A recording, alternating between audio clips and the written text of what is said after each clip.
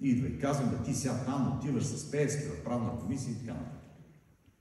За мен няма значение с кой ще работя, ако вляза в Народното събрание. Аз знам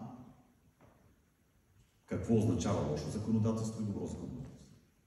Защото това съм учил 5 години, съответно 25 години после съм го работил.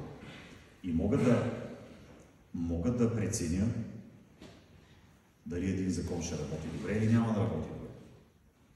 Аз имам готови предложения за промяна на текстове, които в практиката си съм видял, че носят само вреда и не са добре написани.